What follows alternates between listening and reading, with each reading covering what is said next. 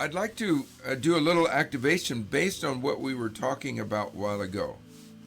So this is going to be a little nebulous, a little ethereal, and it's going to be outside of our earthly paradigms. But then again, isn't that where we want to live?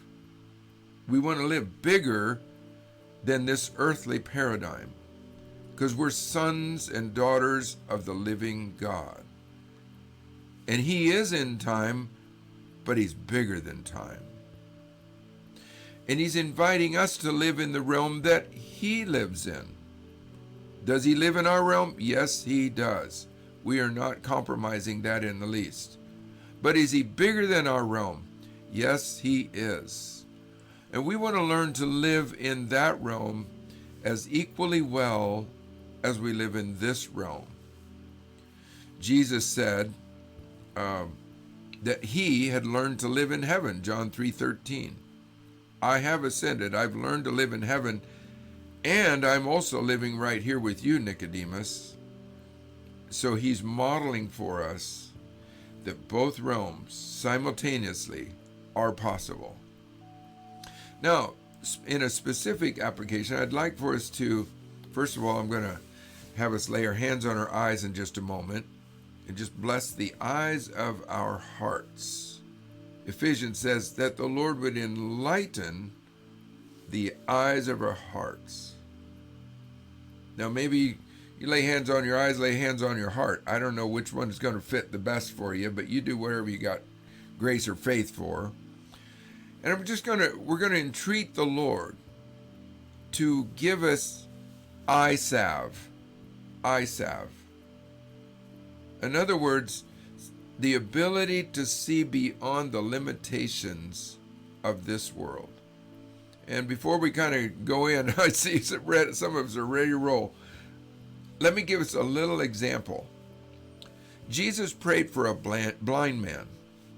Now, he didn't have any capacity to see in this realm. He was blind. Jesus prayed for him and asked him what he saw, and he said, I see men as trees walking. Now, because we're humans and we're grown, we've grown up in a paradigm of lack. In other words, there's not enough.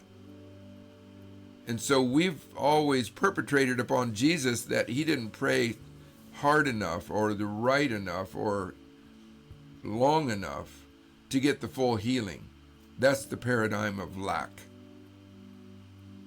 But I tell you what, my thoughts about this are changing dramatically. I feel like that it's quite likely that Jesus overstepped or went beyond the natural vision of a man with our natural eyes, and He gave the man the capacity to see in the Spirit. And our spirits, since He had no paradigm for how do you describe what a man's spirit looks like, He said, well, I don't know. They look like trees walking around. What does the tree look like? I don't know, kind of wavy, fluffy, maybe somewhat not clearly distinguishable. And Jesus says, oh my goodness, I just went and overdone it. Jesus went and overdone it. And then Jesus brought him back to natural sight. Now, I have no clue whether that's entirely correct, but I believe it's more in keeping with the capacity and I believe even the practices of Jesus than it is to believe that He had to pray twice to get the job done, if you understand what I'm saying.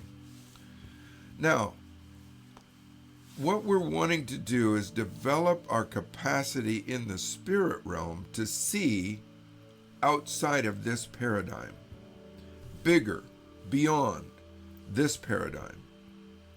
And most of us are having good times exploring that, and we've got some pretty good trophies to show for it. We've got some memories. We've got, maybe, Carolyn, some paintings that we actually have documented what we've seen. And that's awesome.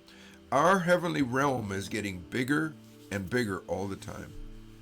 But now what I'd like to do is, Lord, I'm going to ask you a specific question. Lord, what does it look like outside of time? If you're inviting me to live in the heavenly places with you, he that is joined to the Lord is one spirit with you, Jesus, or Father, or God. What does that look like? So that's kind of the direction that I want to invite us into. Does that sound okay? Good. So, Father, thank you that you're entreating us. Oh, you're building quite a case. You've given us the scriptures, the Holy Bible, with illustrations and examples of men and women who went outside of time. Paul, who went to the third heavens. Yeah, and visions.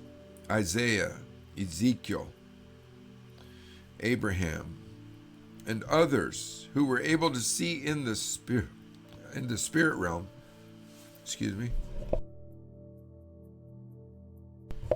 Able to see in the spirit realm, in the heavenly realm. And Father, what we want to do is become much more acquainted, even familiar, with the heavenly realm. The realm that is not limited by time. We appreciate time. We're glad you made time. But what's the realm that our spirit lives in outside of time? And the realm that you live in? What is that? What is that, Lord? What does that look like? Father, what we'd like to do now is just lay hands either on our eyes or on our heart and just quote what Holy Spirit inspired Paul to write in Ephesians. O Lord, that you'd enlighten our eyes. Enlighten the eyes of our hearts. Lord, I'm just laying hands on now my eyes, my heart, to be able to see and perceive in a realm that's bigger than this realm. What does that look like, Lord? A realm that is not defined by temporal methods or the laws of physics. A realm that is governed by something superior.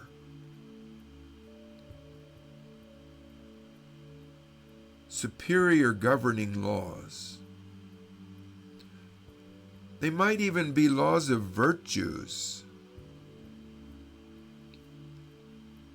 I don't know if I've ever thought of that before, Lord. It just seemed like it dropped in my mind. A realm that is governed by virtues. Wow, Lord. What kind of virtues? Could wisdom be a virtue? Love? Joy? What other virtues, Lord, would be the governors over a realm that is bigger and outside of time? And we feel you tugging on our hearts. We feel a drawing. It says, come on up, come on up. Like John in Revelation 4, and a voice said, come on up here. We feel the tugging, the drawing. Come away with me. Oh, and that's where we want to learn to live.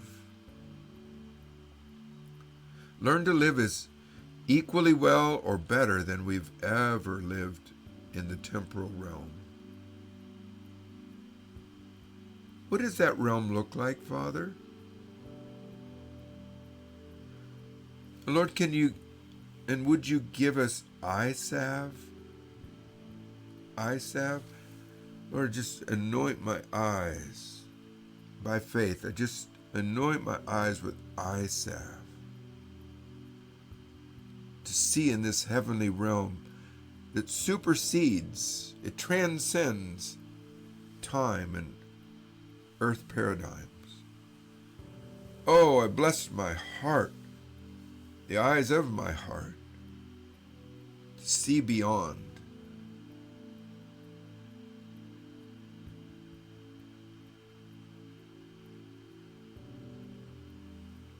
I'll just kind of open it up a little bit here and just kind of take your time for just a little while,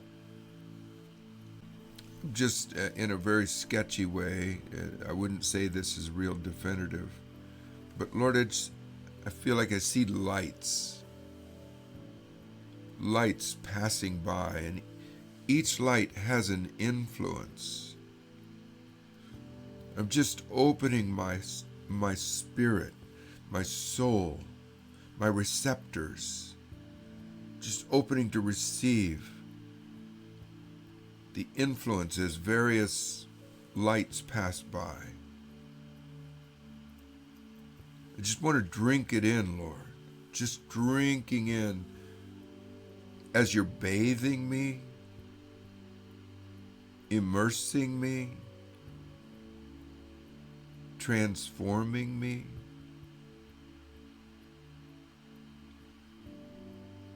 And could it be, Lord, that each of these lights are like virtues? They have personality. They're an entity that has influence. And that influence is washing over me.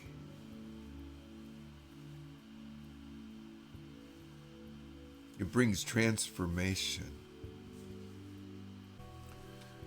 Lord, this morning I'm activating my golden imagination. I see myself like a spaceship, just for lack of better terms. This is not actual. This is just an analogy or a metaphor or example. Like a spaceship that transcends, goes beyond the confines and the draw of gravity, and moves beyond that into, in our case today, timelessness, into the heavenlies. Lord, could I see myself I'm just creating this picture in me today of moving outside of the governance of this world and moving into the heavenly realms and coming under the new rulings, the new protocols, the new laws of the heavenly realm. Can we see the gravity, the laws of gravity slip behind us?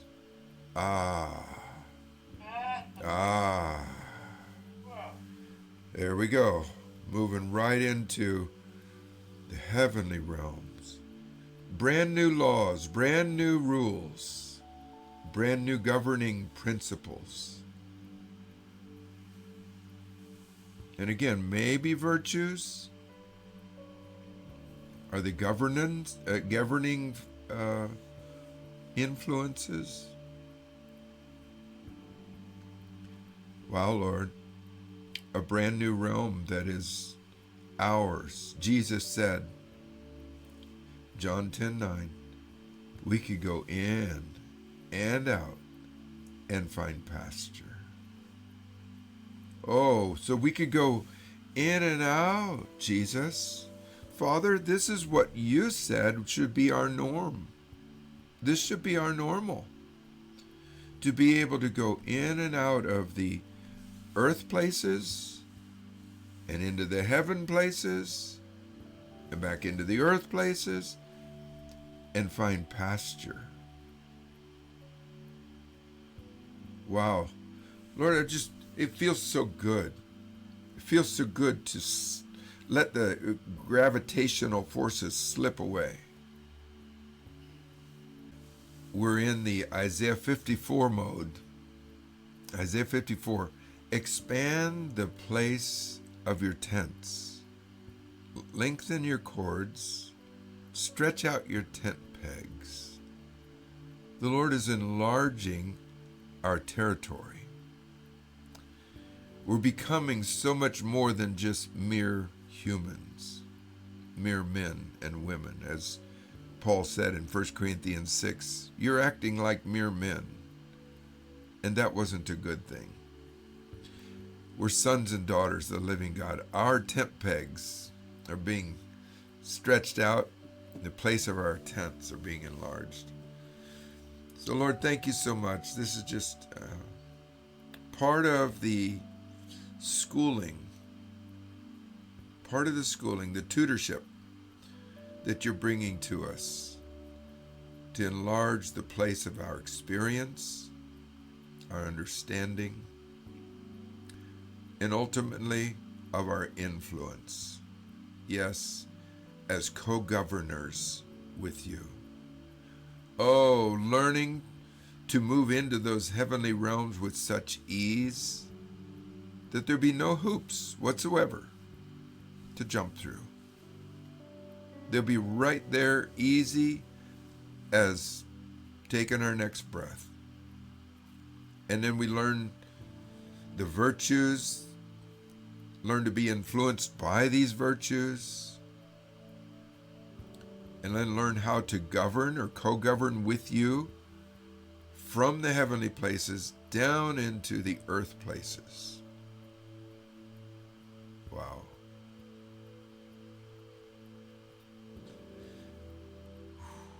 Good stuff, Father. Thank you so much. Amen.